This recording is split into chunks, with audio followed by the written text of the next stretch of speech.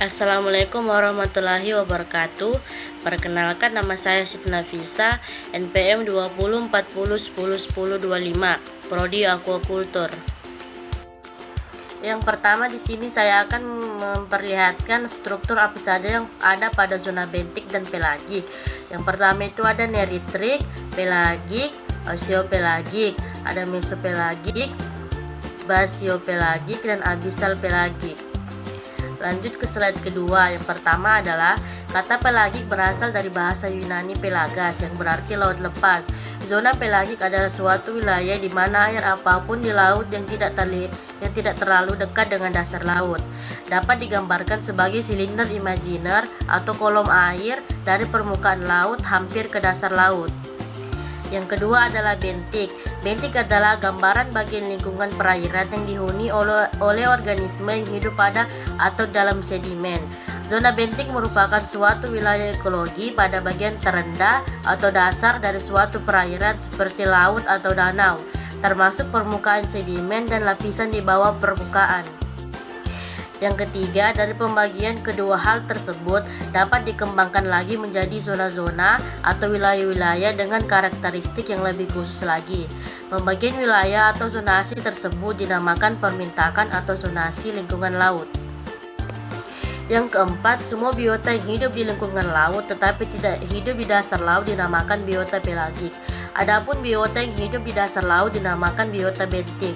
Yang kelima, lingkungan di mana biota ini hidup dinamakan lingkungan pelagik. Lingkungan ini mencakup kolom air mulai dari permukaan dasar laut sampai paras laut. Lingkungan pelagik ini mempunyai batas wilayah atau mingkatat yang meluas, mulai dari garis pantai sampai wilayah laut jeluk. Zona pelagik. Secara horizontal, lingkungan pelagik dibagi menjadi neritrik dan oseanik. Sedangkan secara vertikal, lingkungan ini dibagi menjadi epelagik, mesopelagik, batipelagik, dan abyssopelagik. Berikut penjelasan pembagian lingkungan zona pelagik, baik secara horizontal maupun vertikal. Yang pertama, secara horizontal, yaitu neritrik. Mintakat neritrik merupakan lautan yang terletak pada kedalaman 0 sampai 200 meter. Kandungan zat arah di mintakat neritrik melimpah. Perairan neritrik sangat berubah-ubah baik dalam waktu maupun dalam ruang jika dibandingkan dengan perairan oseanik. Hal ini dapat terjadi karena dekatnya mintakat ini dengan daratan dan adanya tumpahan berbagai zat terlarut dari daratan ke laut. Yang kedua, mintakat oseanik merupakan wilayah ekosistem laut lepas yang kedalamannya tidak dapat ditembus cahaya matahari sampai ke dasar, sehingga bagian dasarnya paling gelap. Akibatnya, bagian air di permukaan tidak dapat bercampur dengan air di bawahnya karena ada perbedaan suhu. Berikut yang secara vertikal. 1. Mintakat epipelagik merupakan bagian kolam air paling atas. Mintakat epipelagik disebut juga sebagai mintakat kotik dengan kedalaman 200 meter. Yang kedua, mintakat mesopelagik terletak di bawah mintakat epipelagik. Mintakat ini memiliki kedalaman 200 meter sampai 1000 meter. Karena letaknya di bawah mintakat kotik, maka tidak terdapat kegiatan yang menghasilkan produksi primer yang memanfaatkan detritus yang turun dari lapisan yang lebih dangkal. Ketiga, mintakat batipelagik memiliki kedalaman antara 1001 meter sampai 4000 meter atau sampai dengan dasar laut. Sifat-sifat fisiknya seragam. Ikan-ikan dan biota yang hidup di lingkungan ini biasanya merupakan organisme bioluminescent atau yaitu organisme yang dapat memancarkan cahaya sendiri. 4. Mintakat abyssopelagik memiliki kedalaman lebih dari 2000 meter. Mintakat ini meluas ke bagian-bagian terceluk dari samudra atau disebut mintakat palung. Wilayah ini merupakan wilayah yang tidak ada cahaya sama sekali, suhu dingin dan tekanan air tinggi. Mintakat ini merupakan lingkungan hidup atau habitat yang paling sederhana. Selanjutnya di sini saya akan menjelaskan tentang zona bentik. Pada zona bentik, biota yang hidup merupakan bentos atau biota yang hidup di dasar perairan seperti jenis-jenis bivalvia, arthropoda, echinodermata, hewan-hewan karang, coelenterate, dan spons.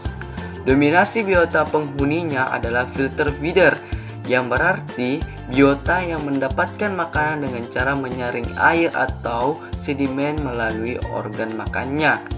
Karena sifat dan karakteristiknya yang merupakan filter feeder, maka biota yang hidup di lingkungan bentik atau bentos sangat bergantung pada sedimen yang terdapat di dasar laut.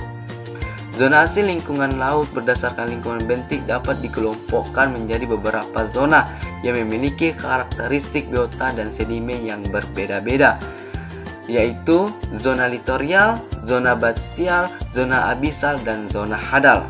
Yang pertama adalah zona litorial, merupakan bagian dari perairan laut yang paling dekat dengan pantai dengan kedalamannya antara 1 sampai 200 meter.